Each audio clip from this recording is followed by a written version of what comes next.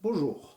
Aujourd'hui, j'aborde une question importante. Le but est de savoir comment aider les forêts à capter plus de carbone. Et cette question, je l'aborde avec une interrogation assez simple. Comment se débarrasser des arbres trop envahissants, de tous ces invasifs qui gênent la croissance des arbres d'avenir? C'est une question finalement assez peu abordée. Or, vous le verrez, je crois que c'est un vrai problème. Je tente personnellement depuis de nombreuses années de réduire la prolifération des lauriers-palmes, un arbuste envahissant qui peut réduire à néant toute régénération des chênes, des châtaigniers ou par exemple des hêtres dans nos forêts tempérées. Voici à quoi ressemble une forêt envahie de lauriers-palmes avant intervention. Et voici ce qu'elle devient après.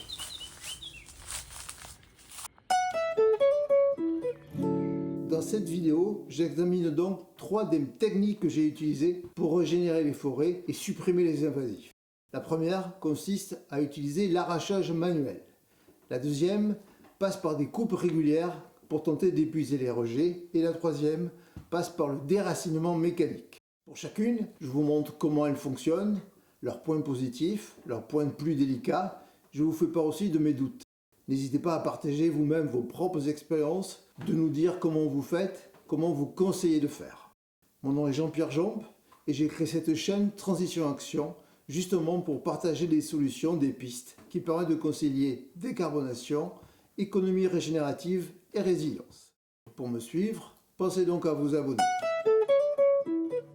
Avant de rentrer dans le détail des méthodes utilisées, quelques rappels pour vous convaincre de l'importance de réduire la place de ces invasifs. Le laurier-palme, dans mon cas, est un arbuste persistant. Il peut atteindre 8 mètres de hauteur. Il pousse rapidement. Nous l'avons donc très souvent utilisé pour nos haies et à partir de ces haies, il a réussi à s'implanter dans les forêts voisines.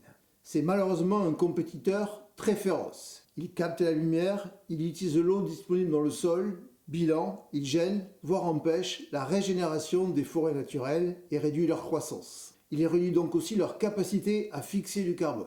Voici par exemple l'état d'une parcelle voisine de celle dans laquelle je passe de nombreux week-ends. Aucun chêne, aucun châtaignier n'arrive à pousser.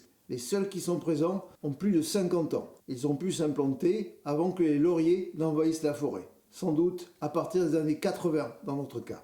Inutile de dire que cette forêt ne fonctionne pas bien. Depuis plusieurs années, je teste donc des solutions pour ne pas laisser les lauriers gagner la bataille. La première est simple, elle est efficace et en plus très douce pour les sols. Elle suppose de passer très souvent en forêt et d'arracher à la main les jeunes pousses de laurier.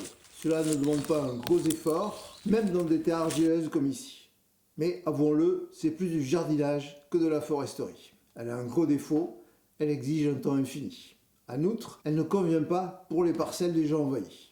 Pour ces parcelles, j'ai donc testé 2 solutions. La première consiste à pratiquer ce qu'on appelle des coupes régulières, sans engin, à la tronçonneuse, pour tenter d'épuiser les rejets. Dans ce cas, je coupe les lauriers et ne laisse que la partie basse, sans aucune feuille. J'essaie d'évacuer autant que je peux tout ce que je coupe. Cette méthode a de gros avantages. Les sols forestiers retrouvent par exemple immédiatement de la lumière. Les arbres indigènes ont à nouveau une chance de pouvoir se régénérer. Les sols ne sont pas abîmés par les coupes que je pratique à pied avec une simple tronçonneuse. Pour évacuer les bois, un gros sujet, j'ai testé une variante. J'ai tenté de réunir une partie des bois coupés en grands tas à quelques mètres des lieux de coupe. Le but était de ne pas avoir à rentrer dans les parcelles avec les engins mécaniques et d'aménager des lieux refuges, notamment pour les insectes. J'ai l'impression que cela fonctionne. Je n'ai ni preuves scientifiques ni données quantitatives, mais j'observe nombre d'indices intéressants. Par exemple, le retour du grand pic noir. Il n'y en avait aucun ici avant. Il y en a maintenant plusieurs. Je vois aussi une population foisonnante de pics verts et de petits oiseaux. Et enfin, j'observe une foule d'insectes sur le sol forestier. J'ai l'impression que nos forêts n'ont jamais été aussi vivantes depuis 20 ans où nous sommes ici. Mais cette méthode a un gros moins. Les rejets de laurier ne s'épuisent pas vite. Dans les premières parcelles travaillées, voici plus de 7 ans, je suis déjà à 2 ou 3 passages, au débroussailleur, à l'épaule, pour couper les rejets. La forêt, une fois de plus, apprend le temps long, le goût de la patience et de l'effort. Je teste depuis peu une seconde méthode. Elle consiste à déraciner les lauriers. Et pour cela, j'expérimente 2 moyens. Quand les lauriers sont facilement accessibles, proches d'un chemin, le premier de ces moyens consiste à utiliser une pelle mécanique. Cela fonctionne, mais attention, pour les lauriers âgés, il faut de la puissance. La pelle que j'utilise est une pelle 5 tonnes, donc déjà un engin assez puissant, et parfois elle a du mal.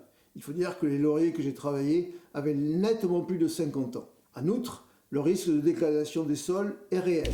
On passe sur les sols forestiers avec une pelle et cela abîme, cela tasse. Aussi, je ne le fais que pour les lauriers qui sont proches des chemins. Depuis peu, je tente l'option tracteur et treuil. Regardez, cela ne marche pas si mal.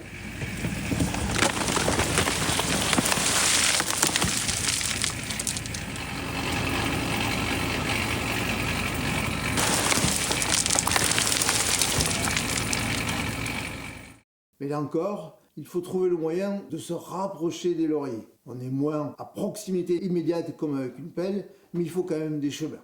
De toute façon, on le sait, la question de l'accès à la forêt est bien la première et indispensable étape pour travailler la dite forêt. Dans notre cas, l'expérience se poursuit.